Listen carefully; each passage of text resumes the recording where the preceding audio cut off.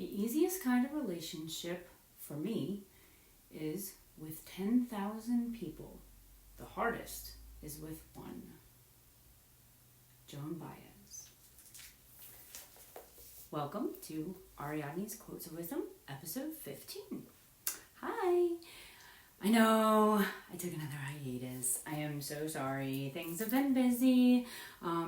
But again, at least it wasn't 4 years, right? I think it was 4 months. So welcome back. And I welcome myself back. Trying to get back on track. I have been better at least about posting on my Facebook page at Art Thou Holistic. If you haven't been over there, check it out, please. So jumping right in, my Facebook page, that is a relationship with 10,000 people, not quite at that many followers just yet.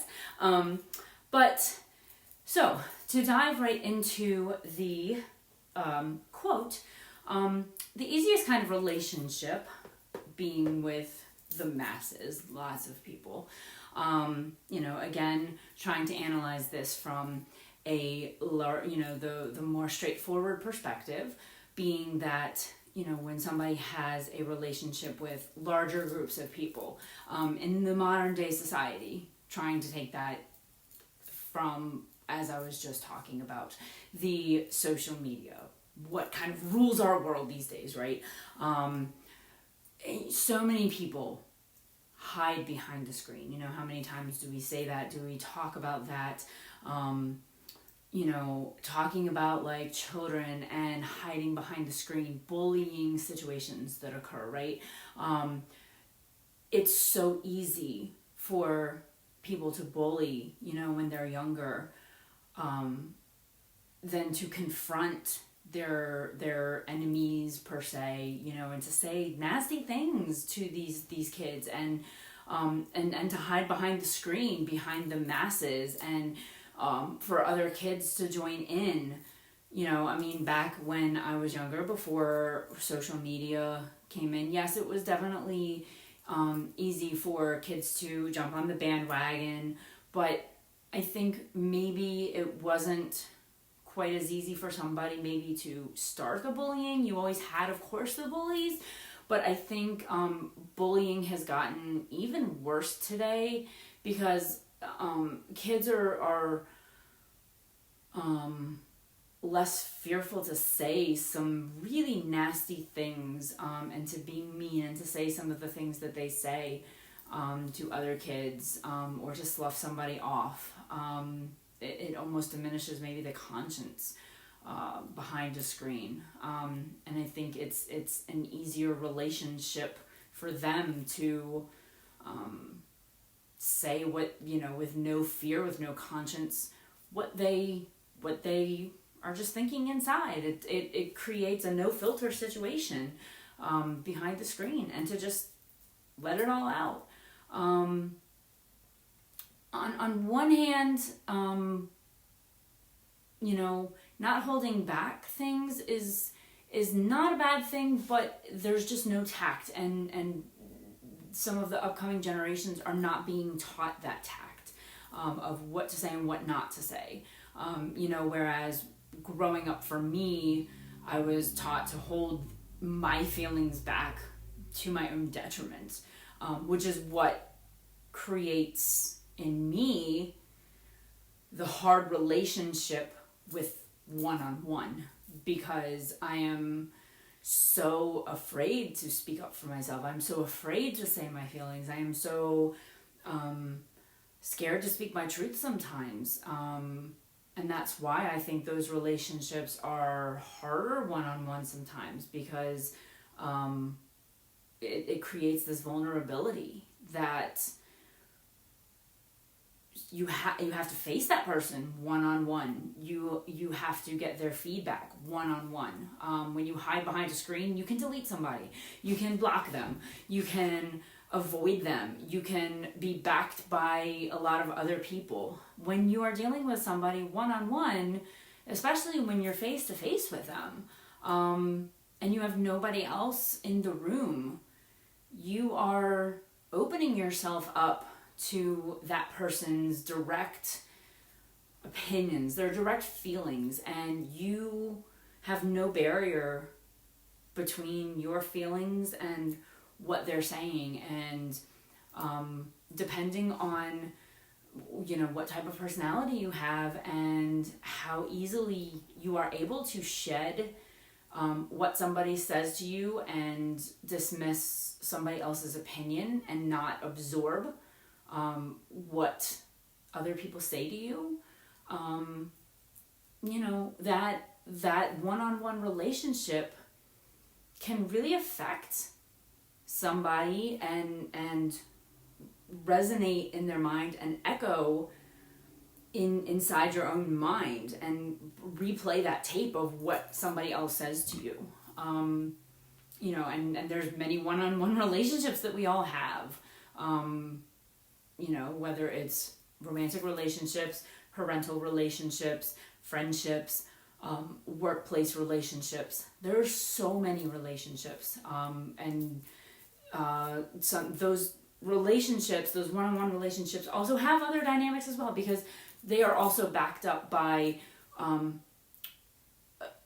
they're fed into as well by how those one-on-one relationships also interact with other people, right? Because you also have, so say you have your romantic relationship, and then say you're actually a married couple, then that also depends, that's also fed into by how that marriage interacts with the children, if there's children involved, and how it interacts with each of the couple's own friends, and how they interact with each of the couple's parents, right? So all of those other dynamics feed into it. Same thing with friendships, and how those friendships interact with other friendships, and how in the workplace, like a boss and the subordinate, and how they interact with all the other workplace peers. So it all filters in, right? Because say there's a boss who maybe isn't as powerful of a boss, right? And then they're maybe a little self-conscious. They rose into power because they are, they have good leadership skills in general and they worked hard, but they're just not 100% confident in themselves, right? And then each of their one-on-one relationships with some of their workers are a little strained, because some of those people are a little resentful that person rose to power, because they're like, well, that person, yeah, they worked hard, but they don't really know how to lead. They don't know how to be the boss of me. They shouldn't be the boss of me, right? So that person might be okay with how to send out an email to everybody, and might be very great with professionalism in the workplace, but then when they each deal with, when they have to call each person into the office to deal with them one-on-one, they get very insecure, because then each individual worker might say something to that boss that just kind of lowers their confidence. There's a lot of different situations. For me, being a musician,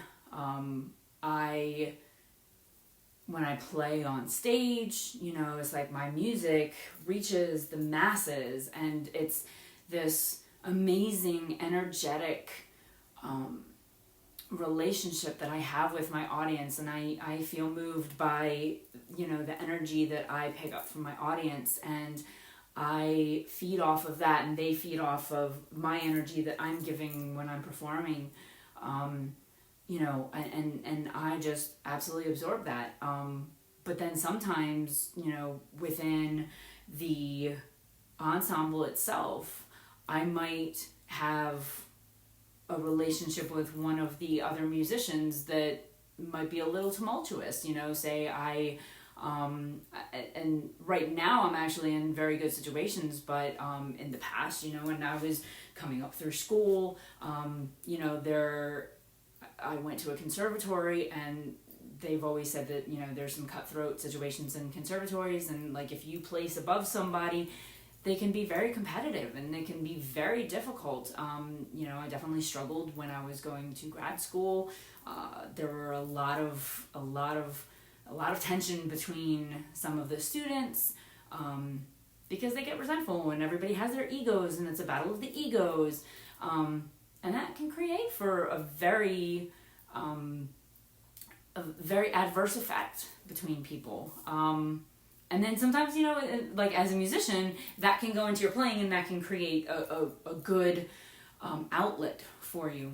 But those one-on-one relationships really open up the vulnerability, and it can create this lifelong tape that runs through your head, where you're just thinking about all the things that were said to you, that you said, that, you know, you don't want to hurt anybody's feelings, but then other people hurt your feelings, you know, and you don't want to do back to them what they've done to you. You know, like part of you wants to, but then part of you can never bring yourself to do that. So there's so many layers to that. I know I definitely find that particular statement to be very true for myself. Otherwise, you know, I wouldn't be collecting these quotes, right? I wouldn't, if I didn't find them relatable, obviously, I wouldn't, you know, if they didn't resonate with me, then I wouldn't be commenting on them, clearly. But yeah, I do find sometimes that, you know, I can relate better to a larger group. Yesterday, I went to a little holistic festival, fair, expo thing, and sometimes I feel like I can turn on the entertainer part of me, you know, the part that it's just that musician, that creator side of me, and I know how to be. It's more like a dynamic thing, you know, just my presentation, and I'm also a teacher, so I know how to, you know, get goofy and exciting, and, you know, just and sometimes it's just the delivery, right? You know, like a joke can become completely dead on people, right? You know, and somebody else can say the same exact joke, like the same words, and it's all about the delivery, right? So when I can tell a story, tell a joke, and pull it off in front of a lot of people, even if I come across as like completely nuts, completely out there, completely crazy, and I can still tell a story and get people laughing, like in a workshop that we went to, and I don't mind putting myself out there and just looking like the total nutcase goofball. But I get very insecure, actually, sometimes, and can sometimes not be myself and hold some of those kind of stories and some of those parts of myself back when I'm dealing with a one-on-one person, and I'm worried about the impression that I might make on, like, the same type of story that I told yesterday in front of, like, a whole group of people, because I sit here and I say, I'm probably never going to see most of these people, like, ever again, right? Or even if I run into them at another one of these expos, who cares, you know? Like, they're all here. It's kind of like, well, I'll be the weirdo among weirdos. Sure, who cares?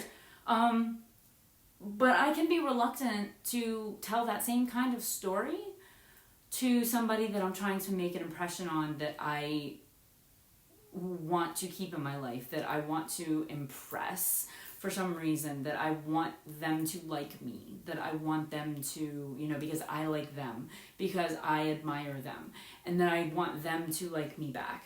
And I sometimes hold back parts of myself because I'm so scared of being rejected by certain people. And I know that I do that to my own detriment. And I know that, you know, there's other sayings out there about, you know, isn't it better to be rejected for who you are than to be loved for who you're not? And I generally am unabashedly myself, but there are definitely parts that I hold back on myself, and I'm reluctant to show every part of myself all the time, because if somebody does criticize me or laughs at certain parts of me, and if they're laughing at that part in a way that is like, wow, you're really out there, like, I can't believe I'm hanging out with somebody like so different than I am. Like, I never hang out with somebody who's so, not normal. And I get very self-conscious about that. So those one-on-one relationships have very much molded me over the years and caused me to hold back on who I am. And those are definitely the ones who have probably shaped my personality the most and probably held back my growth in myself. I'm very proud of where I'm at now, but I could probably be a lot further if I wouldn't have allowed some of those things that other people have said to get to me quite as much. So anyway, that's what I have for you today. I hope you've enjoyed that. I hope that what I've said resonates for you, and I would love to hear your comments, and I hope to get back to this a little bit sooner again than 4 months. I know I say that like every time, but life gets in the way, so I hope to be a little bit better about it again.